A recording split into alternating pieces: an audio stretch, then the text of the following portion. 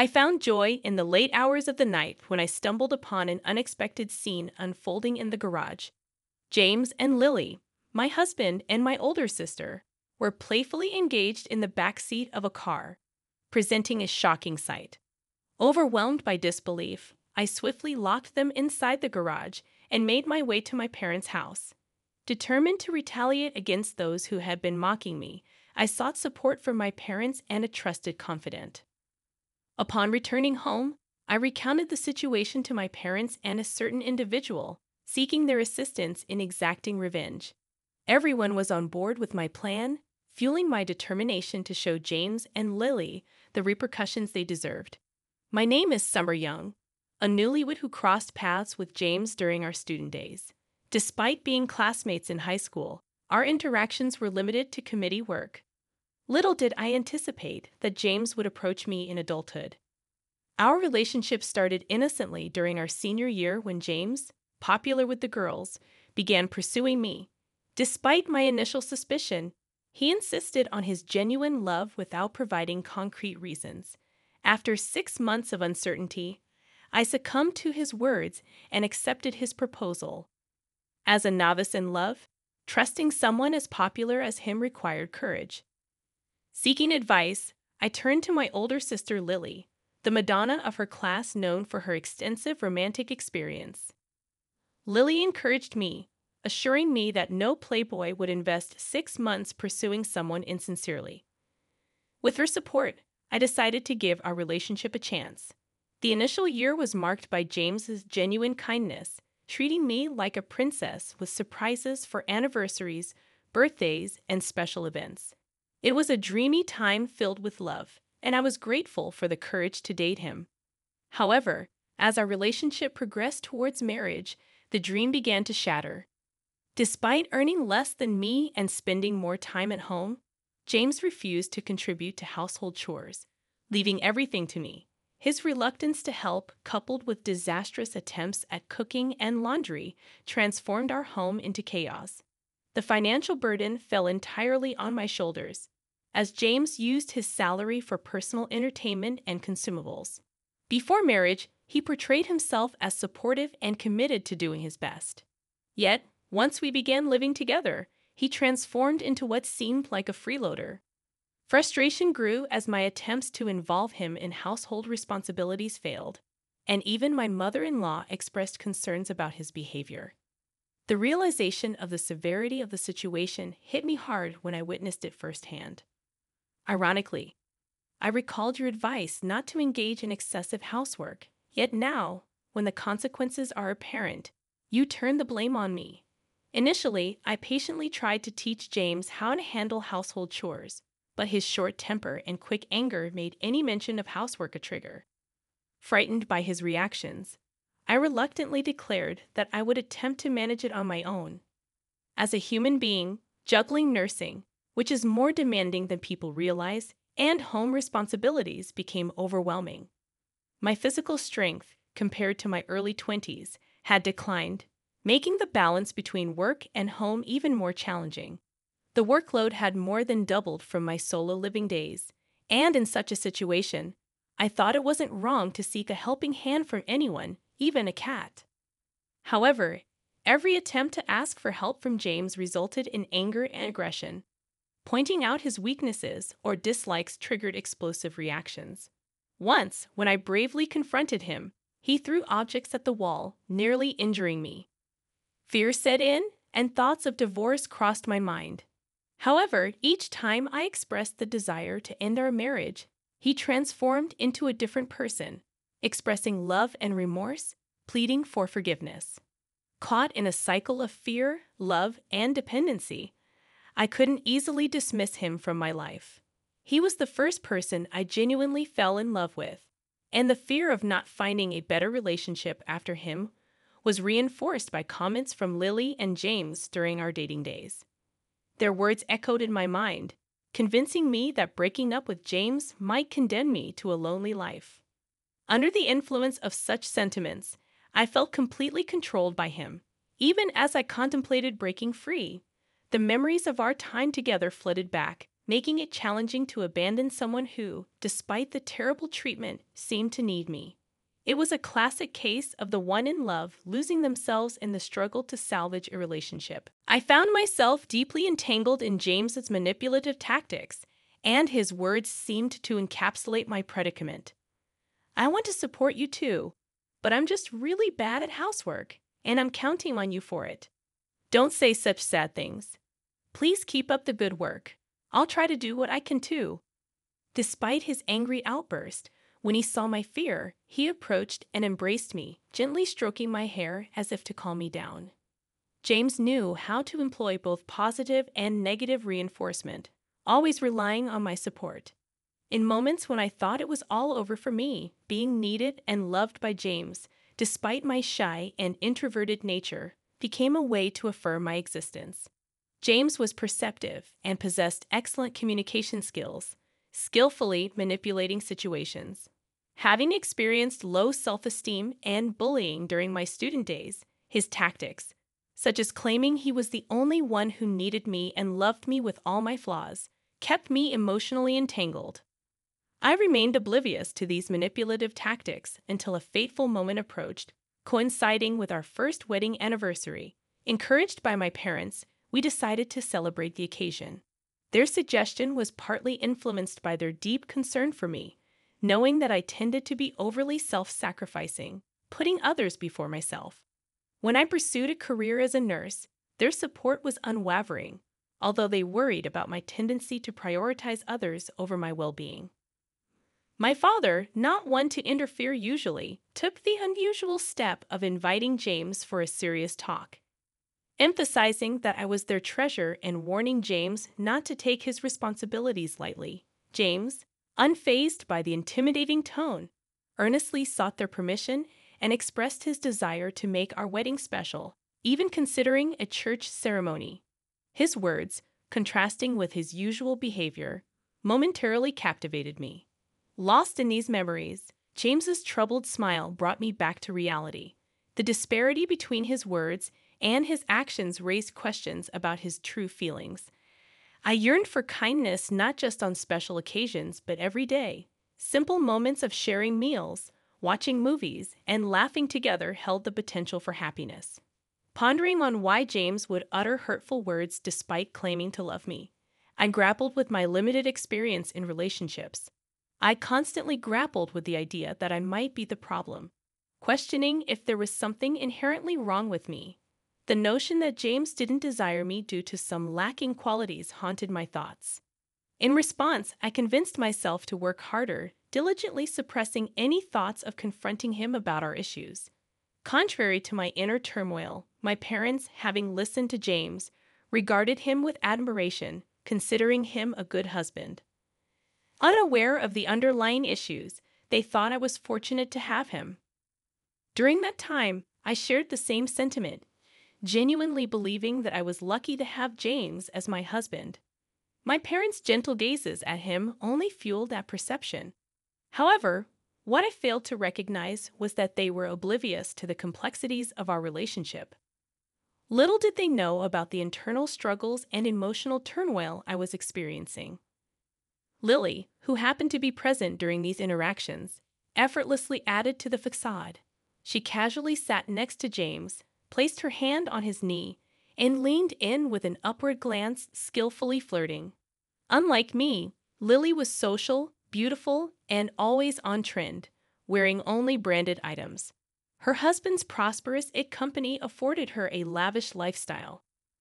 While she often belittled me, using her affectionate facade, she had a way of manipulating and using me. At that time, I remained unaware of Lily's ulterior motives and happily relied on her for support. Lily had a talent for subtly undermining my confidence while seemingly being affectionate. She skillfully manipulated situations to her advantage, all the while enjoying the affection she received from me. Lily's daily mockery and subtle insults became routine. Utilizing her cute face and tears as weapons, she successfully alienated people from me, leaving me isolated. Everyone, except for my parents, sided with Lily. Whenever Lily belittled me, my mother stepped in to scold her.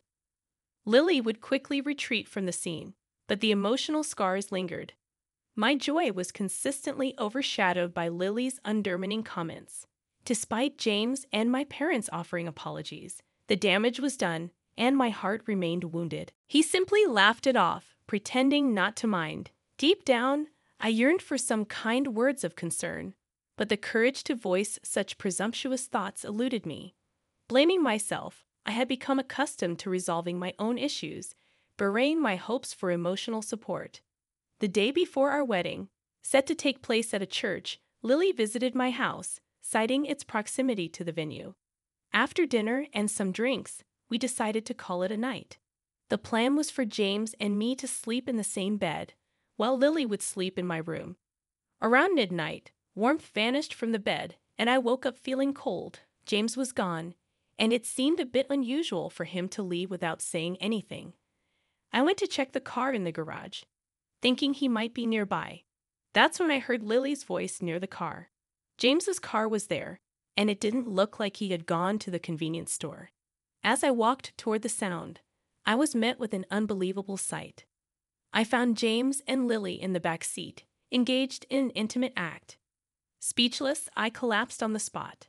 Unaware of my presence, they continued, lost in each other. The car windows were open, allowing their moans and breaths to permeate the air. I hid, fighting the urge to vomit, struggling to comprehend the reality before me. The scene unfolded like a nightmare, and I couldn't believe what I was witnessing. Unconcerned about my presence, they continued passionately seeking each other.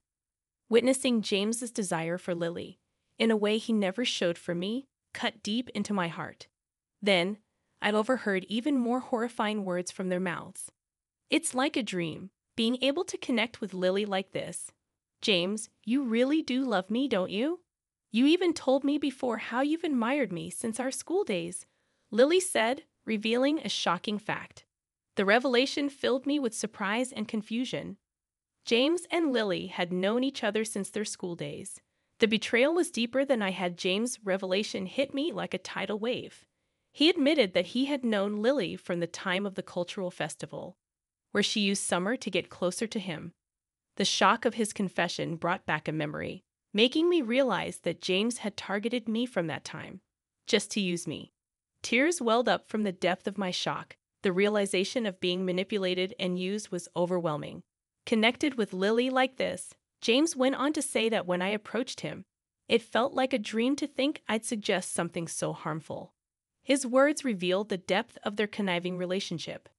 Their connection started with Lily, who knew about James's feelings, and she instigated their relationship. To be with Lily, who was already married, James married me to become her brother-in-law, making it less suspicious for them to be close. Lily's husband was often away on business trips, leaving her almost free to do as she pleased. James thought that by becoming Lily's brother-in-law, their relationship would be less suspicious. The shocking truth left me unable to hold back my tears. Quietly, I moved away from the scene, ran to the front door, and closed it behind me, collapsing on the spot. The realization that they had been using me from the very beginning was unbearable. The thought that they had such intentions towards me was unforgivable, and I was filled with anger and hatred. The love I had for James had evaporated. Determined, I went to the garage where they were, with a key in hand. The garage was secured with a shutter, and the only entrance was locked. Disgusted by their thoughtless actions, I slowly closed the shutter, locking it securely. Then, I headed to my parents' house nearby and broke down, sharing with them what had happened. My parents, surprised to see me in my loungewear at such an hour, were concerned. Oddly, they were both awake, breaking their regular schedule. As I walked in, I saw my brother-in-law, Lily's husband, sitting on the sofa. His sincere and earnest demeanor made me hesitate to tell him about the day's events. However, he seemed to sense something was wrong. "Did you hear it too?" he asked, showing me a recording device. The conversation played on it was exactly what I had overheard between James and Lily. James's words echoed in my mind. "When you approached me, it felt like a dream to think you'd suggest something this bad. You're really something else."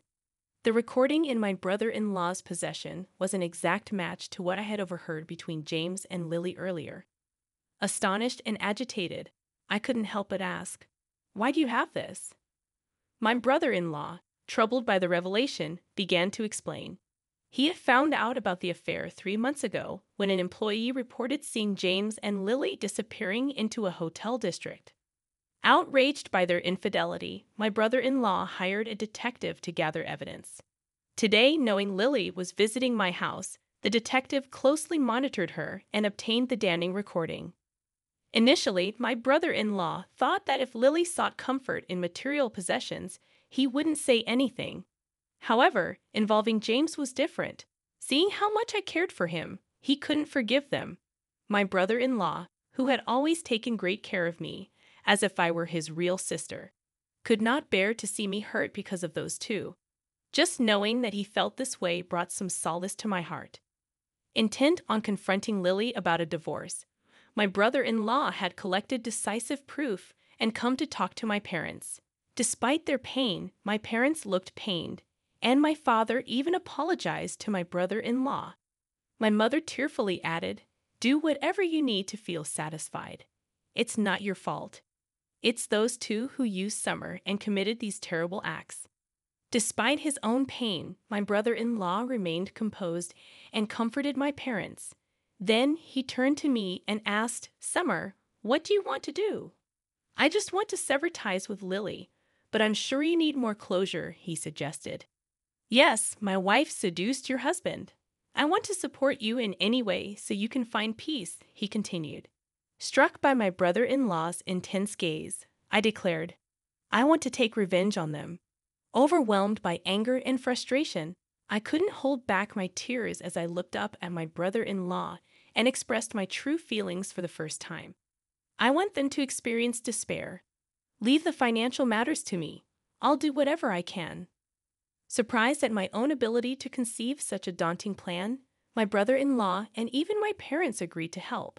Thus, our family's plan for revenge began. 2 days later, James and Lily arrived at my parents' home, finally free from the garage. They were still in the same clothes from 3 days ago, unwashed and slightly sour-smelling. Lily's makeup was ruined, and both looked disheveled.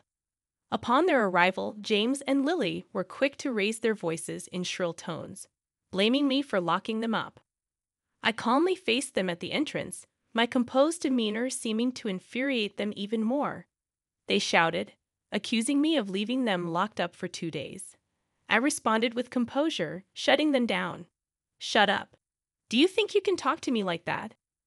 How could you lock us up and leave us for 2 days? If the workers hadn't found us, what do you think would have happened to us? We come back to the house, and there are strangers there showing us some contract, saying it's not our house anymore. What the hell is going on? Explain yourself." After they were locked up, with my brother-in-law's help, the garage was demolished. The house, which belonged to me, was emptied of all essentials and provided to an acquaintance as a rental. It was designed for eventual cohabitation with both our parents, so it was quickly rented out due to its accessibility features. James's belongings were hastily packed and sent to his family's home. Thanks to the people my brother-in-law called, the work was done quickly and efficiently. Expressing my annoyance at their behavior, my face twisted in disgust. As James reached out to grab me in his anger, my brother-in-law stepped in, intercepting his hand and protecting me. I addressed them with disdain. "You two are truly incorrigible. A man who readily resorts to violence against a woman. What kind of person are you? Aren't you ashamed? Why are you here? And why are Mom and Dad?" "It's our family home, so of course my parents would be there," I calmly responded. However, Lily was shocked for a different reason. Everyone who used to dote on her was now standing behind me, supporting me. She couldn't understand why no one was coming to her aid. "Haven't you realized the situation you're in? What do you mean?" James retorted, trying to free his hand. At that moment, my brother-in-law played the recording he had of them. "What? You've been recording us? But how?" They didn't have any personal items that could have been used for recording, and their phones were inside the house. At that point, They were clearly puzzled, wondering how. That's when my brother-in-law revealed a sly grin. I've been aware of your affair for quite some time. That's why I hired a detective to gather conclusive evidence of your infidelity. Lily's face turned pale upon hearing this. She had no idea her affair was known, let alone that a detective was following her. Witnessing the professionalism of the detective's work, Lily was left speechless, standing frozen as if everything before her had turned pitch black. With such decisive evidence, I was surprised and couldn't help but laugh. That's illegal. You can't do that. Yeah, we could report this to the police. Do you have that evidence? Trying to salvage the situation, the two attempted to intimidate my brother-in-law. However, he was unyielding, unfazed. He countered their threats with firm words, his resolute stance causing both James and Lily to recoil in fear. If you two, financially inferior to me, want to hire a lawyer and take me to court, I'll gladly accept the challenge. I can simply say I happened upon your affair and recorded it. If you want to fight me, gather evidence that can beat me first. Indeed, he was a shrewd business executive, and his quick thinking was extraordinary. James and Lily, unable to respond, shifted their target to me. You locked us up. That's a crime. Do you have proof? Faced with the same question again, James faltered. Seizing the opportunity, I began to confront him with logical arguments. You don't have evidence that I locked you up, do you? But there's evidence of your affair. It's recorded on the security camera of that shutter. A dirty video of you two getting into the car and doing unspeakable things. Hearing this, their faces drained of color, and they began to back away in fear. Your words, I believed in them for years. I thought you genuinely cared for me, but it was all an act just to connect with Lily, just for your affair. No, Summer, please forgive me. I really did love only you. Me too. What happened with James was just a moment of weakness. It wasn't serious, I swear. Please believe me, forgive me. Realizing their disadvantage, they immediately switched to begging for forgiveness, clinging at our feet in a pathetic display, tears streaming down their faces. Let go? What? Let go of me, I yelled at James, while my brother-in-law pushed Lily away. How could anyone forgive you two for what you've done? I'll never forgive you, no matter what. You can live with your regrets in hell. My voice, filled with a fury they had never seen, frightened them, and they fled the house. My worried parents approached me, and my brother-in-law gently stroked my hair, praising my courage. At that moment, overwhelmed with relief, I broke down in tears. The painful days I had endured felt like a true hell, clinging to memories I had barely managed to endure. But I knew my breaking point was near. Ending that life before it broke me was a relief, and my emotions finally erupted. Thus, I had succeeded in my revenge against Lily and James. They fled to James's parents' house, but I had already explained the situation to them, so they were turned away. Furthermore, James's father, no longer wanting to employ such a miscreant, forcibly dismissed James from his job. Apparently, there had already been numerous reasons to fire James due to his problematic behavior at the company, so disowning him didn't take much time. As I later learned, Lily and my brother-in-law soon divorced. Despite Lily's plea, she lacked the resources for a lengthy legal battle and had to accept the terms my brother-in-law laid out, including a significant alimony payment. The wedding scheduled for the next day was canceled. Thanks to my brother-in-law's excellent lawyer, we managed to get a substantial amount of money from them, and now they're struggling to make ends meet. I explained the situation to those who were to attend the wedding. Everyone was shocked but offered their support and understanding. I had informed the neighbors about the situation with Lily and James, ensuring they didn't call the police during their 2 days locked in the shutter, which would have jeopardized our plan. The neighbors, who always liked me and saw Lily as the unpleasant sister, were on my side, leaving Lily and James ostracized in the community. I've heard from friends that Lily and James, once living a lavish life as if on a golden carriage, had drastically changed their fortunes. Now struggling just to get by each day, They were leading a life of poverty and had become noticeably gaunt. 4 years later, I'm devoted to my work, and my brother-in-law is busy with his life. My parents are also living fulfilling days, constantly supporting my life and career. They encourage me to look forward, saying that when I meet someone good again, I should let them make me completely happy, motivated by the hope of bringing joy to them. One day, I've been focusing on improving myself,